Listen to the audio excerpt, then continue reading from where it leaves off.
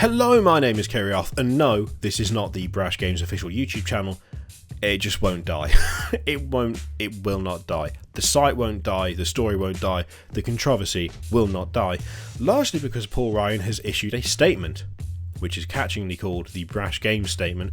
Also, there's like a little preview of it, and it says, "Smoke and mirrors with altogether too many full stops." What that means, we don't know, and it becomes even less comprehensible when you actually read the statement itself. Now, this could get unpleasant, this could get very nasty, and I will do my level best not to become unpleasant and nasty, even though it would be very, very tempting, because oh my god, is this one of the shittiest things I've ever seen. Just in general. Absolutely outstanding in how full of shit this statement is, and in the way it treats the people that it so kindly names and shames.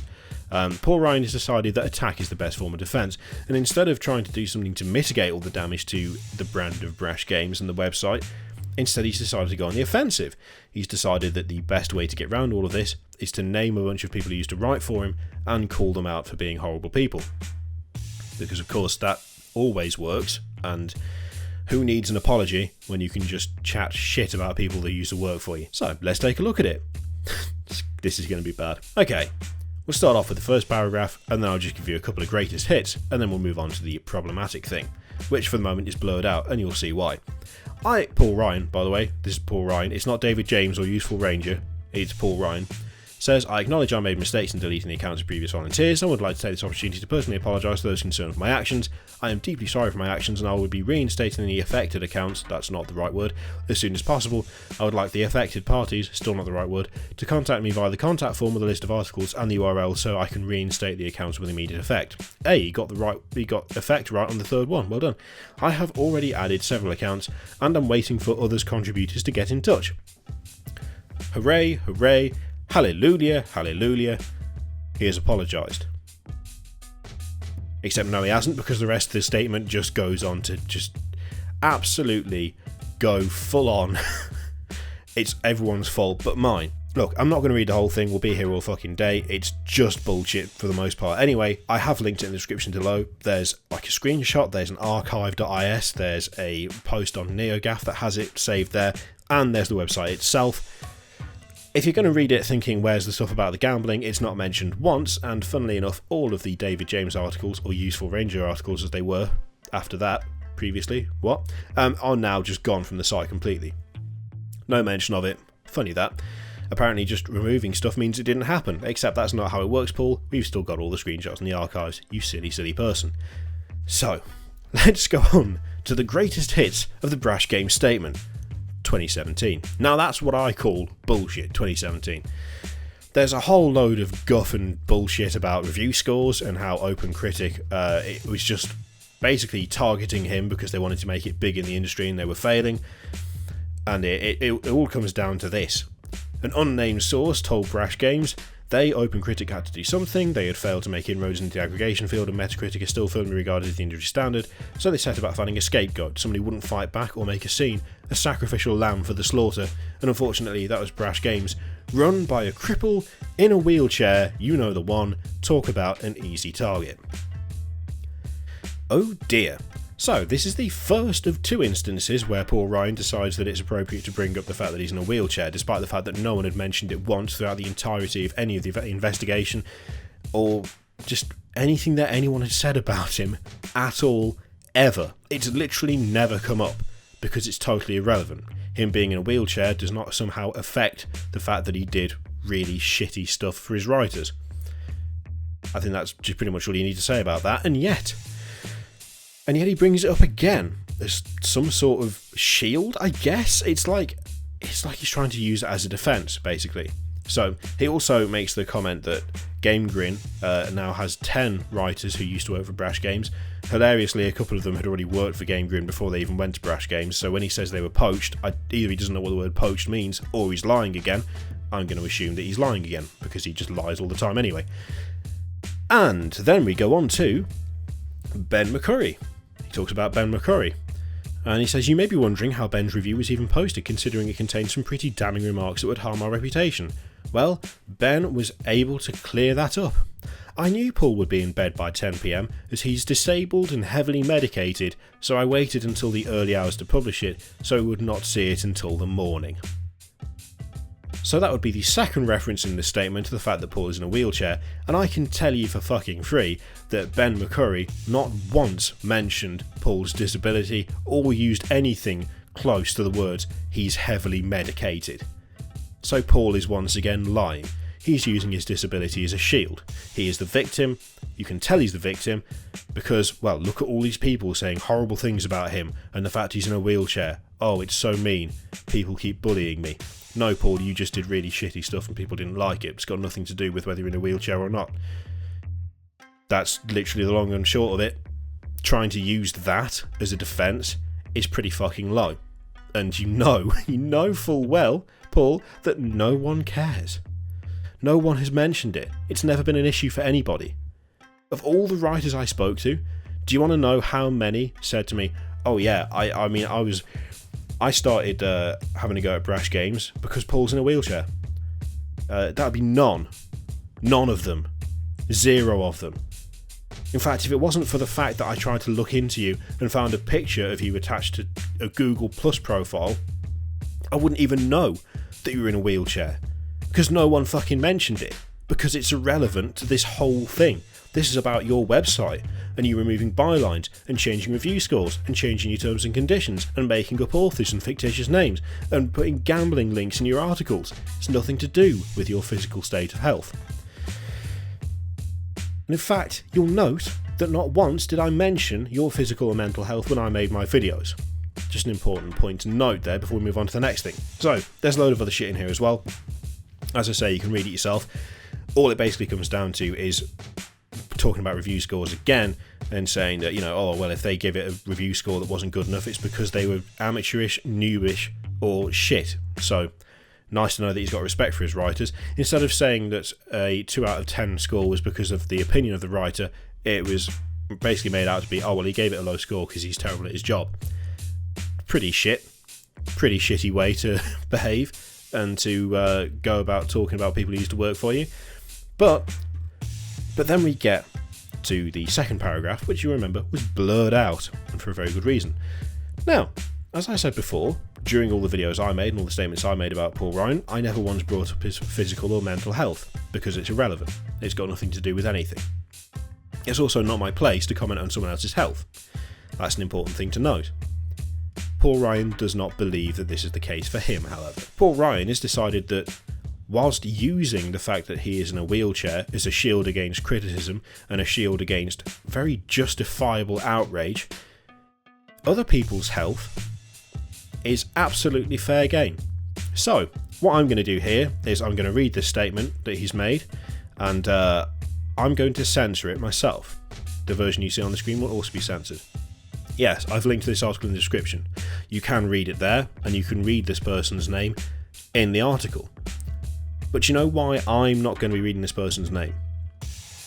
I'll give you one guess, and I think you'll probably get it. You did guess it. Well done. Very clever.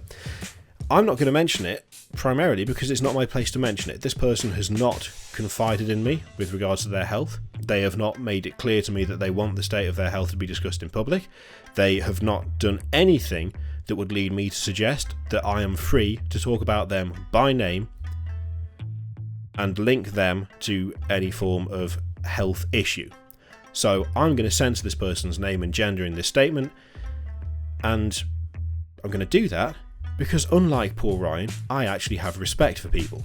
So, this is what Paul Ryan writes in the same statement where he uses his disability, the fact that he is in a wheelchair, as a shield.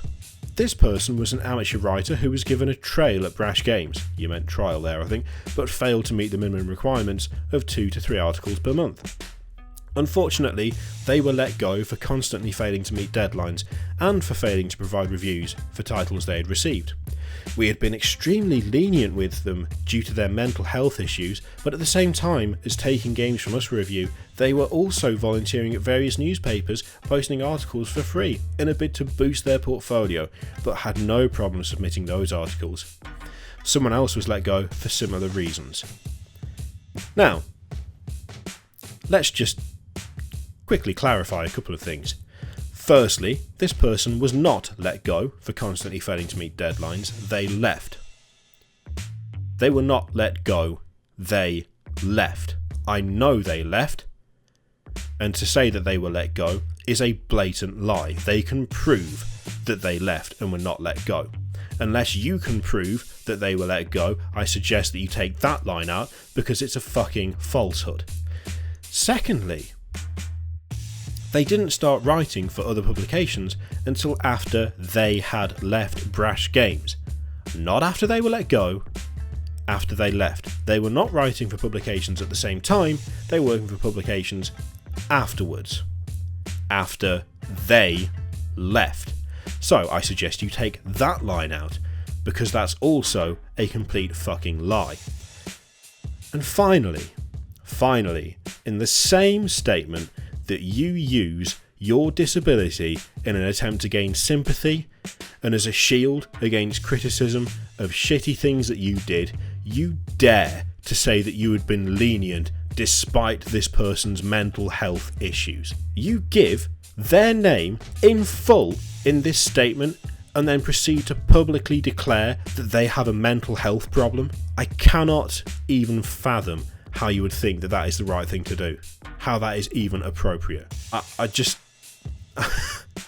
I can't even begin to imagine the utter lack of respect and empathy required for someone to do that. You are literally weaponizing their mental health and using it to try and tarnish their reputation. What a disgusting thing to do. But you know what, Paul? You know what? Since this is the way you work, it seems, you don't apologise, you don't take responsibility, you don't in any way try and make amends, instead you attack. You go after the people that used to work for you, that made Brash Games what it is, and let's face it, you didn't make it what it is, you made it the mess that it is now. All of the positive sides of Brash Games, you did fuck all to achieve. Since you like that sort of thing, since you like using people's mental health as a method of attack against them, let me share something with you, Paul, because you might move on. At the moment, you're only attacking people who worked for you, who wrote for you for free, who gave you their time and their work for nothing, whose names you then removed to try and make it look as though they'd never done anything for you at all. Those are the only people you've attacked so far, whilst using your disability as a shield against incoming criticism. Which, by the way, isn't really working, is it? So let me offer you a little something. Because you might decide to lash out against other people. After all, I've made several videos about you. About your shit website and your shitty practices. I've attacked you several times. And it's been fairly well received. People have accepted what I've said because I've given overwhelming evidence in favour of it. So, since you seem to enjoy using other people's mental health against them, since you like that, since that's your chosen method now, let me share something with you. Paul, I've had clinical depression for well over a decade now. It comes with all of the things that clinical depression traditionally does. Anxiety, problems in social situations, general lack of confidence, all of it. I've even had problems with self-harm in the past. Now, if you'd like me to give you more details, just so that when you do decide to lash out, just feel free to email me and I'll give you all of the background. I'll share it all. And that way, when you do decide to go after someone else and to use their mental health against them, at least you'll have a little bit more to go on than just throwing it out there as an attempt at trashing reputation. Because after all, you've surrounded this one with lies. You want something more concrete for the next one, Paul. Because if you're going to do it, you might as well do it properly, or you could just not do it at all. Because it's disgusting, and you're disgusting for doing it. Because it's demeaning and insulting, and that you are lashing out not because people have wronged you or accused you of something that you haven't done or are trying to bully you for no reason, but because you showed nothing but disrespect to them. You treated them badly when they worked for you. You treated them badly when they stopped working for you, and then you treated them badly in retaliation for you finally being exposed as the lying, cheating piece of shit that you are. So fire away, Paul. Go for it. After all, at this point, literally nothing could be done to make your reputation worse. But you're welcome to try. I'd love to see it, Paul. I'd love to see you really, really go for digging a bigger hole than this, because so far, all this has done is prove to me that you should never, ever be trusted in any respect ever again. How you still have people working for you, how there are still articles going on that front page of Brash, is an absolute mystery to me, because you should be shunned. You shouldn't just be shunned, you should be shunned and people should forget that you even exist, because that's about the level of respect that you deserve after what you've just done. Anyway, I think that just about does that, and well, I said last time this would be the last video you saw on Brash Games, and it turned out it wasn't, so I won't make that promise again. What I will say is that hopefully it'll be the last we hear. After all, the most sensible move to make next would be a wholehearted apology, and or deleting your website and fucking off. Preferably both. Thank you very much for watching. As always, there's the usual collection of things to do. I won't go into specifics because this isn't really the time. But, as I say, thank you for watching. I'll see you next time. Toodaloo.